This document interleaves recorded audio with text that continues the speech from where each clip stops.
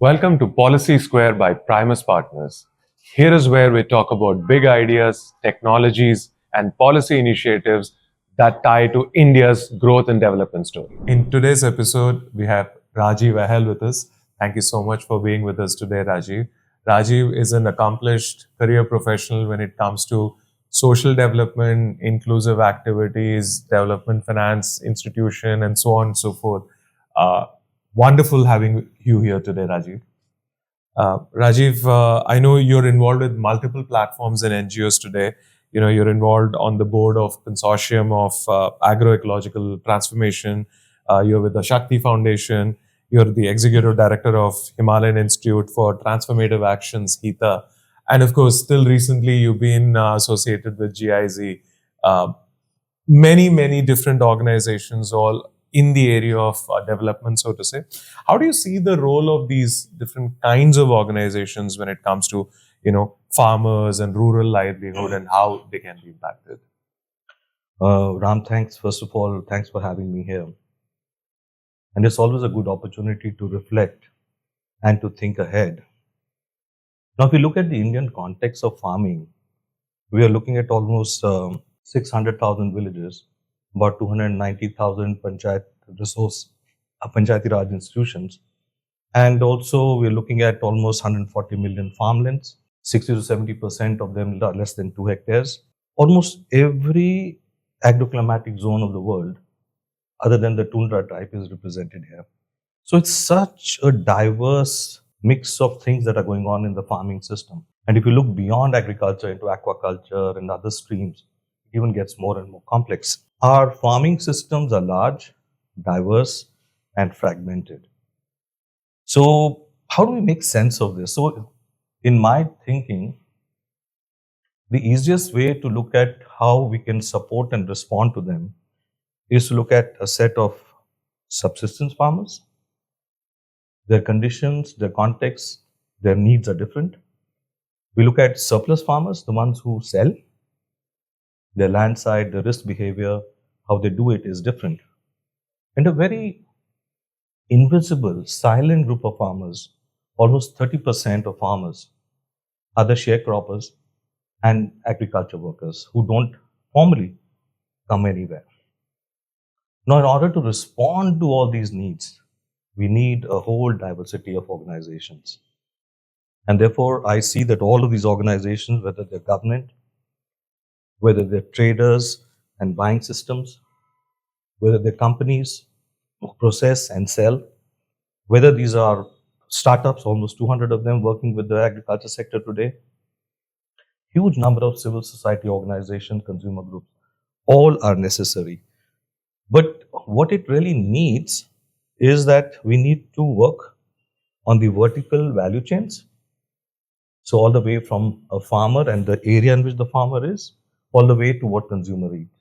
And horizontally, we need to bring this all together in a landscape. With the forests, the water, the pastures, the farming, the animal systems, all of these need to work together. Now, if you look at all of this, we need to have integrated approaches. And a lot of the work that I'm now doing and was doing at GIZ was around concepts of agroecology, which created a framework to bring these things together. And CAT is more about working on the landscape level, and we'll talk about it a bit more going forward. And also HITA, the Himalayan Institute for Transformative Actions, which actually takes a look at all of these problems, but in a very different context of Himalayas, with their own fragility, marginality, and their own needs. So this has been the work I've been doing. Wonderful. Specifically, picking up GIZ, it's a bilateral organization, funding and so on and so forth. Now, where do that kind of an organization add the maximum value in agriculture? Is it on policy interventions? Is it on specific tech tools? Is it certain scaled pilots? How do they kind of help the ecosystem? So I think development technical support organizations like GIZ, because of their bilateral nature, first identify and work on problems which are mutually understood by both sides. So it could be a global German priority, But it would also need to be very strong priority of the government of India with its own programs behind it, its own intentions and policy to implement.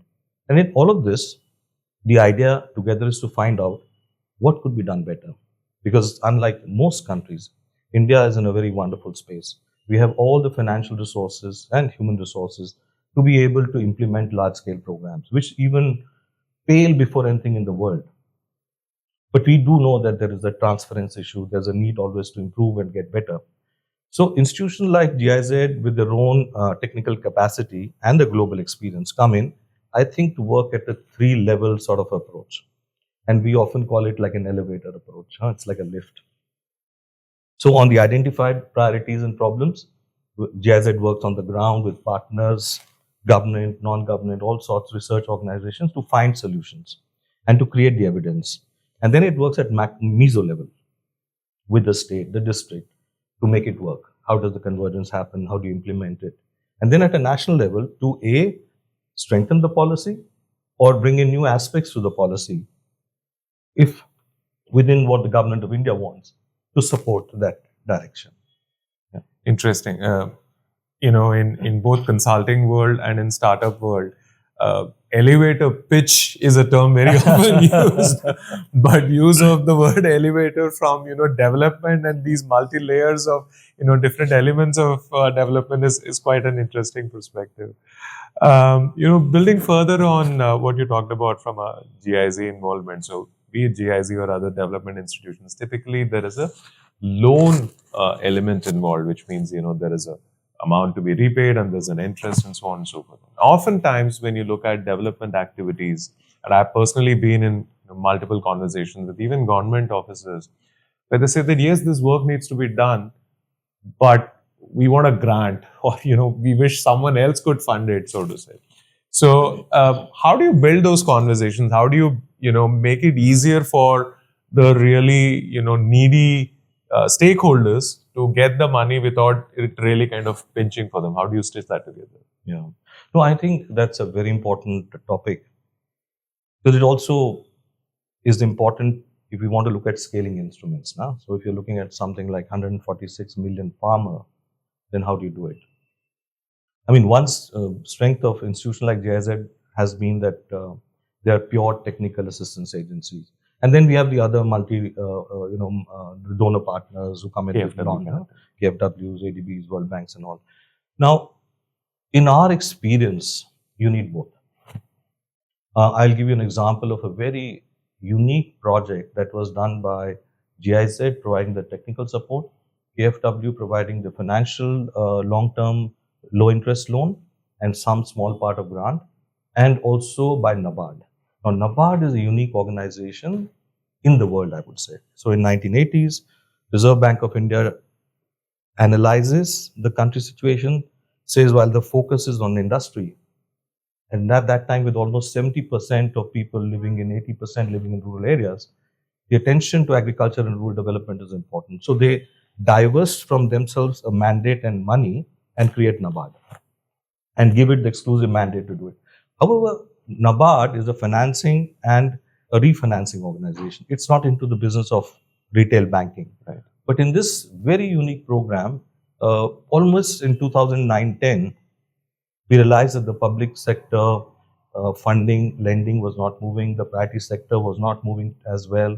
NRM was still seen as a very risky proposition. So these three organizations came together, created a program called Umbrella Program for Natural Resource Management. Almost 350 projects were done in some of the most climate vulnerable pockets of India, working with NGOs, working with cooperatives, working with early stage FPOs, working with philanthropies, working with rural development banks, working with district banks, all sorts of institutions. And the format was very interesting. What we realized is that farming has an inherent level of risk. And if you want farmers to adopt new technology or new pathways, they need some support and capacity. Right. And to build their institutions to be mature, to be able to go beyond the farming into the aggregation, processing, marketing sort of things, they need some support. So UPNRM classically used almost about 800 crores of loan money and about another 10 to 15 million of grant money. And the model was that it would be 90 to 92% loan with 8 to 10% grant. And the grant would go to the intermediating agency for a very patient, long-term hand-holding and capacity building. Nice. If you only give a loan, this is missing, they can't return it, and they're scared. If you only give a grant, it creates this whole, dependency syndrome. So I think it's not or, but as we see in the real world, it has to be the and. Right. Yeah. Multiple people speak about, the overall capital stack, so to say, mix of patient capital, VC capital or risk capital, and then, the government and loan and so on and so forth. So nice to hear that, very specific example. Development institutions have been around for a while, and you've been associated with GIZ for a very long time. From an overall landscape point of view, what do you think has massively changed in the last 5 to 10 years? I think what has been interesting, and I think this is something good for India to also share better with other people, where it may be happening maybe in smaller numbers and with less complexity, is that in response to this very diverse and fragmented but a very real need, a whole multiplicity of financial support institutions have come up. So we see a constant evolution in how government programs and schemes are evolving. So they'll go beyond the simply static, centrally sponsored scheme models to other formats. They start focusing on natural farming. They start focusing on agroecology. So the changes within the government, because all said and done, government still remains a very important part of the farming system, ecosystem. The second would be how the multilateral development banks have continued to do good business in India. You're looking at World Bank and others doing almost 2 billion to 3 billion of lending, ADB, JICA, all of them. And that means there is this appetite in the states which they're able to fulfill. But also interestingly, we also have a much higher uptake by the public and private banks in terms of their priority sector lending. So it classically is between 40% to 70% of their overall lending, and many are achieving it. So that also again shows that there's an uptake that is happening, though there are still challenges that we can talk about. I think one very phenomenal, very Indian bottom-up financial institution informal has been the self-help group movement. So you're looking at almost 9.2 million self-help group women groups all over India. Wow. I won't say they're all of the same capacity, but at least 50 to 60% of them would be doing excellent work. They're collecting small amounts of money, 10 to 15 rupees a month. Each village would have something between 15 to 20 of them. It's for women focused. They collect the money and then it federates into a federation, and that goes to the next level federation.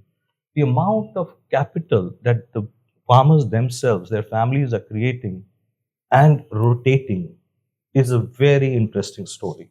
And I think we should look really carefully and in a very positive way the role done by National Rural Livelihood Mission in spearheading this in the states that are doing it as well. I think the value chain players have become different. They're no longer just buyers. Because of their sustainability orientations, their own fragility of value chains, you can see them really investing. I think ITC set the ball rolling by really setting up 𝐏𝐸𝐴 and showing the way. But now you see almost all national and global value chain players really getting invested financially also in the farmer. And a very interesting last, I would say, category of finances is the venture capitalists. And the way the omnivores and others of the world are operating in India with large cap size, working with small startups, have just reached the initial stages of maturity, and then to incubate them to become successful. And that requires a certain flexibility, certain professionalism. So each of these instruments, if you see, works differently. And I think this whole ecosystem has been amazing. But I think there are still two challenges in what all these institutions do. We still don't see end-to-end project financing. So all the way from how to get a farmer to look at the input side, rationalize it, look at the climate resilience part, bring the tech in, which he or she may not have the money for, then do the production, the processing, the market, the linkages, and take it forward. And so this end-to-end planning and financing is still not happening to the scale it should happen. But I think the bigger, more important thing is also, how do you take something like a block? Because the value chain will operate on a certain commodity, running through some villages, some farmers in some area.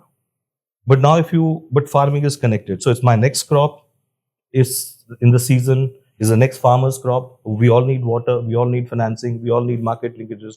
So to actually pick up what we are calling a landscape, we've been calling it for a long time, but from a new perspective. Ideally, a block level with some sort of watershed continuity, but take the whole area, look at all of its investment needs and finance that. So it's government, it's private sector, bring it all together. So some of the work that CAT is doing is actually trying to create these models in 11 different agroclimatic zones of India and trying to create investment plans, which then could be shared with all such potential financiers and supporters. And you can create, if you look at though it may not be the most appropriate example, we set up special export zones, SEZs, to promote the ecosystem. I think we have to do something like that in agriculture. That's what we've been discussing, where all the services, financing, supports, ecosystems, all of it comes together. And then we can grow. Wonderful. In fact, we are doing some work on similar watershed management in Manipur, and similar thing that, how does the overall area get impacted? How do you kind of, conserve water? How do you look at new forms of sustainable income generation, be it pure agriculture or, livestock, or interestingly, indoor farming and kind of, the more expensive salad kind of vegetables has a pretty interesting market out there. So we're building those things together. So great to hear that.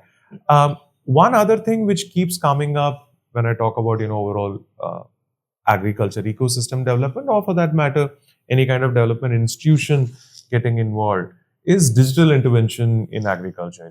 You spoke about Omniverse, so agritech investments and so on and so forth.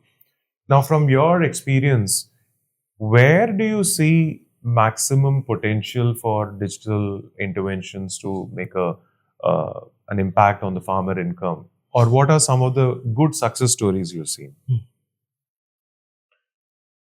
I think we also have to look at this whole digital in connection with the physical reality of what is there. Right. But nonetheless, I think if I look at remote sensing, AI, the use of technology, logistics and all that, I think at one level it is taking information much deeper, closer to the farmers, to help them to have the necessary information about how much water, how much fertilizer, how much crop, where to sell, and that sort of data to make their decision making at a farmer level, at an FPO level better. But I think also using the digital connects to stitch all this together horizontally for aggregation. And that, I think these are two powerful modes by which technology is able to connect. And mobiles and this system to really bring it closer to the people remains important. But I think one thing one is seeing everywhere, every department is going to the same farmer and collecting data from them on water side, somebody is on the soil side, somebody is on the crop side, somebody is on the market side, then private sector people are going, then research organizations are going. What I'm consistently finding is that all this data is siloed. It's not talking to each other. It's not available in the public domain. And therefore, somewhere people erroneously think that having data as a resource, not realizing is the transaction of the data, use of the data, which is actually the resource in the web. So I think while tech on the really tech side would be solving some of the problems, this interconnectedness of tech and the data integration, Right. I think we have to look at. Absolutely. In fact, we've been having a lot of discussions with government stakeholders around DPI. Yeah. AgriStack already exists, and they are trying to build more and more use cases on top of it. So, as you rightly said, there is some data available, and now there is actually a lot of intent to build on to that, DPI or digital public infrastructure layer in agriculture. Mhm. So, while I agree that, how do you use that data is the eventual critical thing, because at the end of the day, the farmer doesn't care whether you collected my, farm data or crop data. The farmer wants to know what should I do next. Exactly. But what else do you think will be critical from a DPI point of view? To take a small example, traceability. So there's a lot of buzz about, it is going to be critical, but is DPI in traceability critical, or is DPI in something else around agriculture more critical? So I think again, we have to look at technology solving different problems and creating different opportunities. And I think in each context, each would be important and relevant. I think what is really not happening is sometimes we're going with the key and looking for a lock. What we really need to do is first hammer looking for a nail. Yeah, exactly. Yeah. So I think actually the tech has to answer the problems that are there on the ground. And I think enough solutions already exist. I think it's a matter of finding the right ones, connecting to the right people. But also, I think what is very important is also that things that don't work, which don't have a business model, we should not push too much. At one point, I was looking at almost 100 startups and some of the technologies they were producing, agritech. And one basic question I was trying to get answered was, how many farmers are willing to pay for this? And what is the cost per farmer? And I didn't see many of them even thinking like that. So I think in the end, these are all economic operations, right, with an ecological aspect and a social and cultural aspect. But if the tech is not working on the economic side, I think that will be a problem. Now, traceability becomes important because as we get into more and more sustainable agriculture, climate resilient agriculture, the consumer would really want to know that what I'm trying to buy or what I'm paying more for, ready to pay for, is it really coming from such a process or not? So I think traceability becomes very important and would help solve some of these problems. So simple QR codes, much work going on that, and other formats. So we'll have to simplify it, sure, make it like a QR code types, but then also think of it something which also connects globally all the way, right? And then make sure how does that traceability unlock the money in a transparent manner and make sure it goes to the right person. If it again comes down the same pipeline, then maybe very little of it may reach the farmer. Right. So I think traceability and the responses, results to it. I think there's some very good work going on with the PETA. I think you're also doing some work on these aspects for certification, right, traceability. And I think that will really need technology, right, to cut the cost, cut the time, and make it a bit less, time-consuming, repetitive, all that. Yeah. Good that I'm glad that you're aware of some of the work we're doing in APEDA. In fact, in one of the recent meetings, we brought this point that, for instance, paddy is one of the largest export item, and we were telling the traders that, look, you may be a little hesitant to pick up these initiatives right now, but if you don't start fixing up, sooner rather than later, maybe 5 years down the line, you will not be able to export it out, because the way the global regulations are evolving, it's going to be very difficult to move on without traceability. Yeah. We've spoken a lot about technology, and you rightly asked about, are the farmers willing to pay for it? I think even before that, are farmers, or for that matter, even extension workers, be it the government staff or the thousands of so-called agronomists and consultants who are out there advising farmers, do this, do that. How skilled are they? What is the capacity they have? Have they been able to really understand both the evolving nature of the climate and the changing patterns, as well as what technologies are most suited to address that? What are your thoughts, and what are some of the good steps being taken up around capacity building for this overall ecosystem, not just the end farmer? Yeah. No, it's also our experience of having run some very large digital extension processes using SMSs and WhatsApp with input advisory on various aspects of rainfall, how much irrigation inputs, expected diseases. I think the learning really is that one is how do we bring this data, the intervention to the farmer, but then the adoption and the behavior change by the farmer cannot happen only with technology, not for most farmers. It would need what we are nowadays calling a community resource person, or a semi-skilled person who works then with the farmers and their aggregates and is hand-holding them to the various steps of this transition. Now, farmers are feeling the brunt of climate change. So for them, it's not an issue. They understand it. What they really want to understand is, what do I do, when and how, that I can get out of this? And that requires very patient, long-term support. So I think in this direction, one is a lot of these apps have come up, which then you can connect to. But our own experience is that as soon as we start getting into sustainable agriculture or natural farming, maize grown in Mizoram and maize grown in Karnataka or Madhya Pradesh will grow very differently. And therefore, each of those contexts requires a slightly different approach. Right.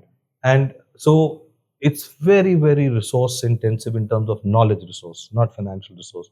And I think therefore having such a extension person who is backed up with this digital and tech info, but then is also connected to the farmer's real time and in a familial way of moving forward. I think that's one dimension. Glad it's happening again.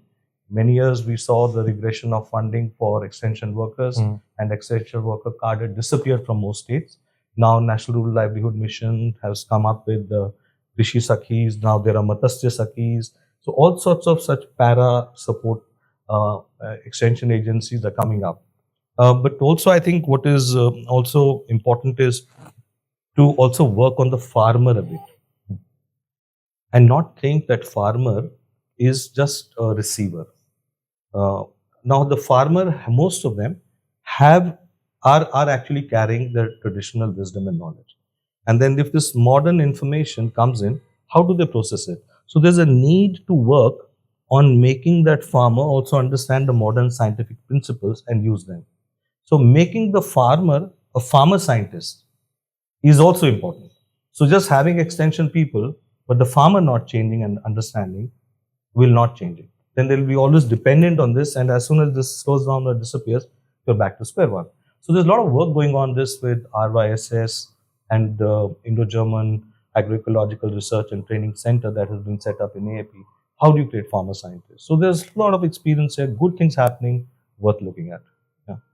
It's good that you talked about, the overall rural livelihood. I mean, of course, my subject being agriculture, I keep asking questions about farmers. But because you look at the larger ecosystem of rural livelihood, so many different, training coming up, so many different kind of technology initiatives we are talking about, interventions, development, so on and so forth. What are some of the 2 or 3 themes you think will have the maximum impact on rural livelihood and income generation for that, ecosystem, so to say? I think if we look at the current context and we see how any shift in fossil fuel dependence is going to impact the cost and availability of fertilizers, the cost of getting inputs to people and getting produced back, I think it again reminds us that looking at a more localized, more regenerative permaculture type of agriculture. Now we are at a point in time where we have more grains in our reserves and coffers than we need. And if there was ever a time to step back and pause and rethink how we do agriculture, this is a good moment, and the current crisis makes it even more. So could there be now a way, so government already has PM Pranam, that for any reduction in fertilizer use, the subsidy, half of it will go to the state and hopefully to the farmer. But can we then look at some way of saying that knowing that there will be less fertilizer, Kharif is coming up in a few months. The rice nurseries will start soon. Can we already start thinking of having some financial credit support system for the natural farming sort of approaches? And this could be partly in capacity building, this could be in... So you don't need to subsidize anything. You just need to provide the input, the technology, the information, and the impetus, and then also provide a ready market to absorb it. So even now in our PDS system, we do not have a way to quantify and buy differently natural farm products, organically farmed products. We only buy the usual one. Can we create these categories? Therefore, can the MSP and the PDS look at absorbing this at a large scale? So a little bit of push, a little bit of pull, and I think we'll start seeing very big shifts happening. Interesting. We were working on some research around AI, and one of the topics which came out around that was that, can we use AI-based grading mechanisms to give different levels of price to the farmers? Because right now it's only FAQ. Fair average quality is what everyone gets, whether you give high quality or lower quality. This could be actually another great policy intervention that, look, if you want to promote natural farming, then through the PDS or other whatever the government procurement, can there be a separate way to do this? Very interesting. And therefore also why natural farming? So it's not a fad. Nah? We know that it reduces water use by 20 to 30%. We know it's able to really reduce the fertilizer uptake. Pesticide use is coming down. And then you're having high nutrition dense food. Right. Multiple crops at the same time throughout the year. Right. So from a nutrition diversity and availability, this is a win-win. So I think this sort of an approach, we need to push. And if there was a time ever to push, this is it. Now is the time. Now is it. Yeah. Absolutely. Great. We're going to change tracks a little bit now. So just a few rapid fire kind of questions. Hope you'll be comfortable with this. So first one digital innovation in agriculture that excites you the most? I think the integrated use of remote sensing, GIS, AI, and then bringing it together to create all the data to plan and implement together. That's not one, but no, that's what I'm trying to say. That it's the integration of this. Each one of them will not work by itself. Cool. So, one most critical area where farmers need to be trained. I think what I spoke about, helping farmers become scientists, farmer scientists. Yeah. Great. One country whose agricultural development model that we should learn from. I think Thailand is always very interesting for me. Here is a country with very little money and a huge monocrop around rice. And already 10 to 15 years back, the models that they created in terms of working with private sector, large scale consumption, and being able to do it with, leveraging the markets in a positive way for the farmers. I think Thailand is one country to look east towards. Very nice. One policy reform that could significantly improve our agricultural transformation. An open, integrated data platform where all of this information is available, all the way from the ministers, chief minister, prime minister, all the way down to a block and the farmers, the FPOs, for them to plan and implement. Wonderful. Thank you so much for your time. With that, we come to a wrap. Thanks a lot. Pleasure having you here. Same here.